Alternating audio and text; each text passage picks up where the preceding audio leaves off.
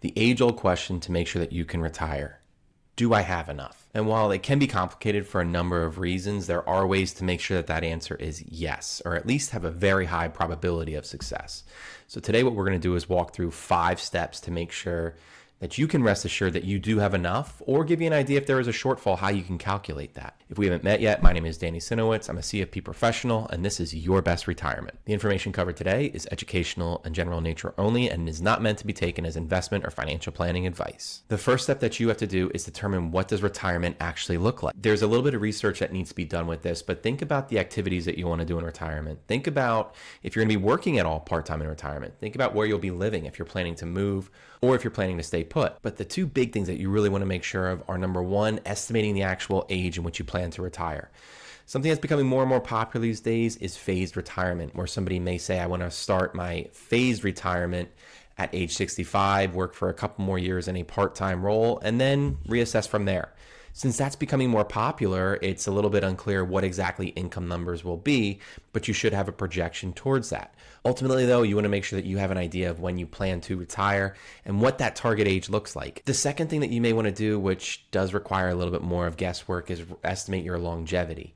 There's no way to fully know when you're going to pass away. Since we don't know that, though, the best that you can do is project. So how do you project how long you're going to live?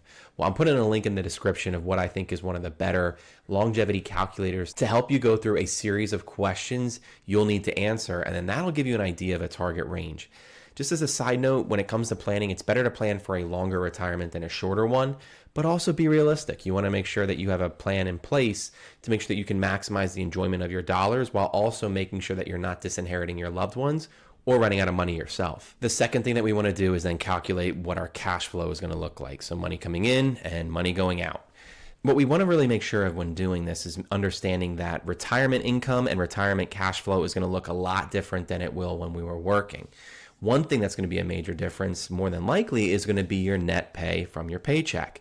So in retirement, there are a number of different income streams that you're likely to have. But when it comes to your actual net pay at work, there are certain deductions that you're more than likely to have right now. You want to compare what your net pay is while you're working and while you're retired, because that will give you a better idea of what you can actually live off of month to month. If you haven't yet come up with a budget, we actually are linking to one in the description as well. This one will take a little bit of time to actually go through, but if it's done properly, it'll give you a much clearer picture of if you have enough or not. The third step towards this is gathering your other income sources. We've done a number of videos on this, but the first one that you want to be looking at is Social Security. So determining what your Social Security age is going to be and the taxation of it are, again, videos that we did prior, which I'm linking to right now. But make sure that you have a plan in place to understand when you're planning to take Social Security. You may also have a pension or annuity that you may have through work, or you could have bought privately. But understand that this can provide a guaranteed income stream. But in most cases, this is not indexed for inflation.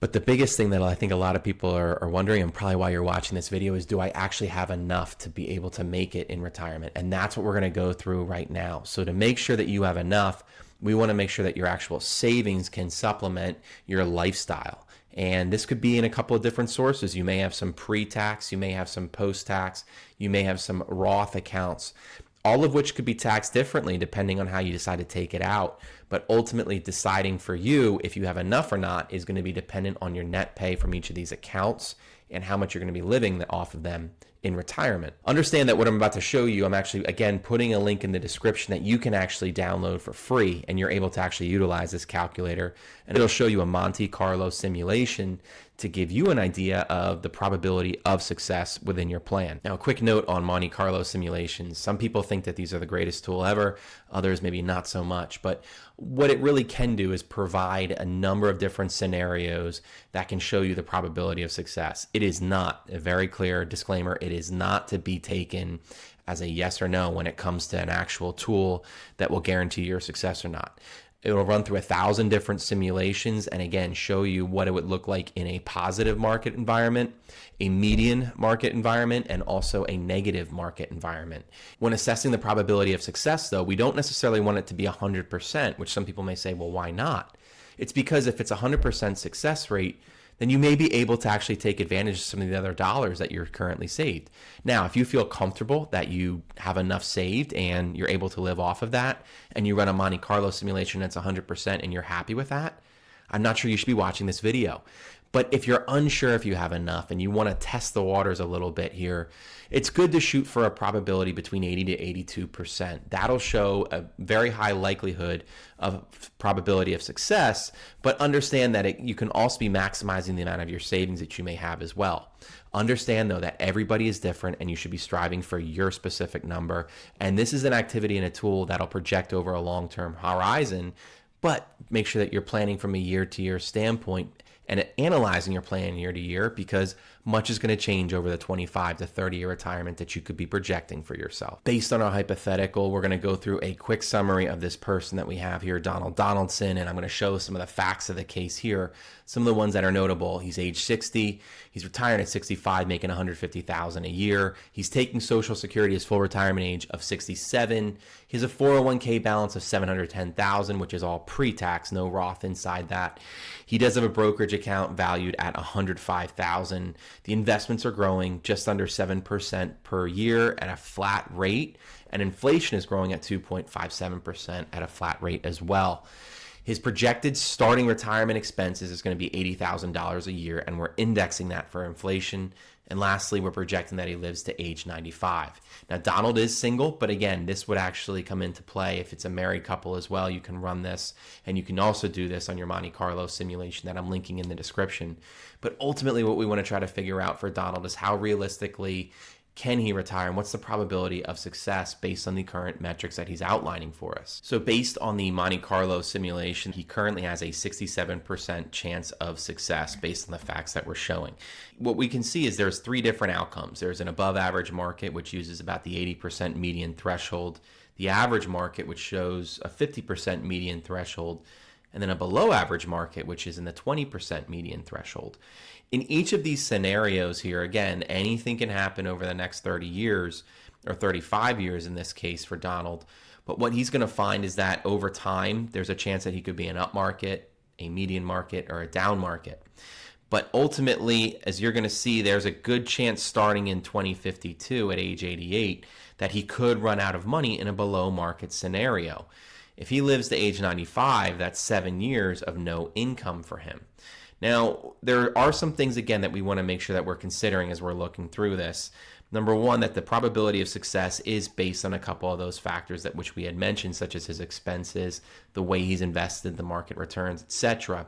So let's take a look and see if we can change up a couple of things for Donald to see what the odds would be if he were to make some of these changes. So the first thing that we want to change on the what if scenario is, let's see if we can actually show if he were to back out some expenses here.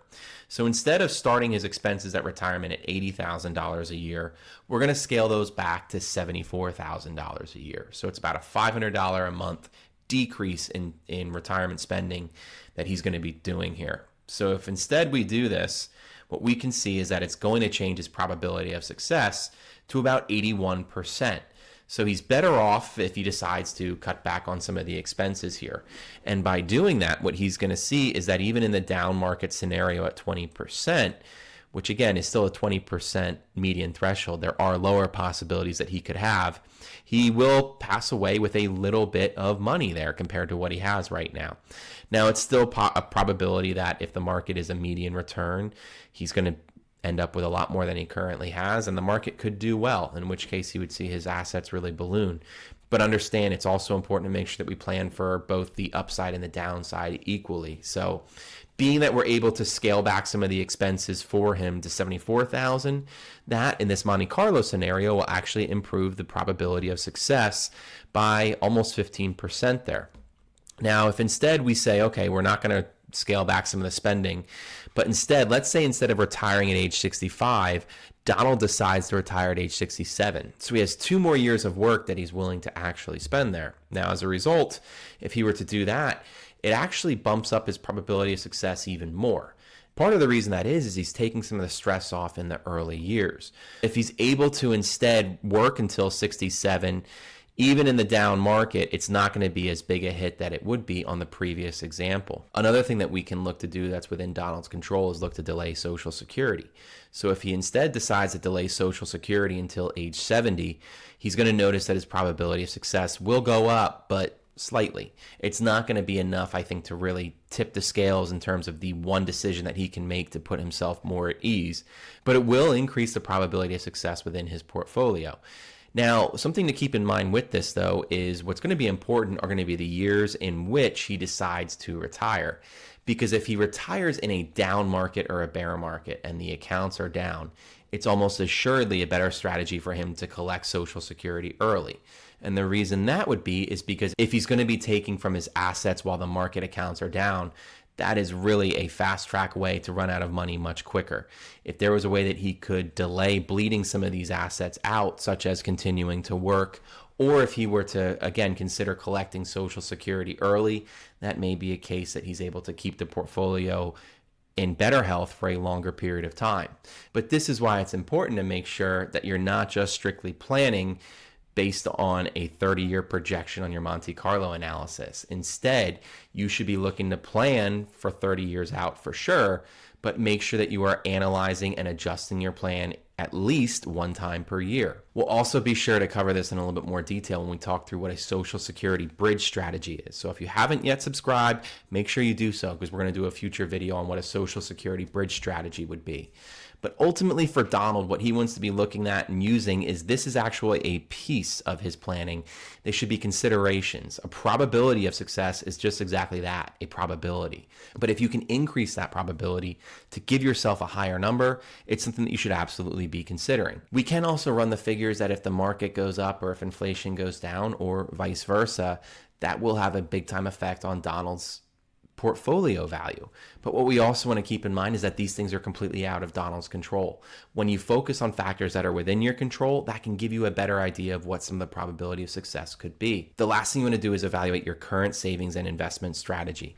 If you haven't done so yet, it would be a great opportunity to do so now, especially as we approach year end here in 2024.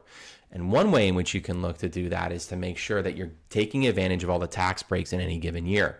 This video will help show you how you can make sure that you are doing that, and we'll see you in the next video.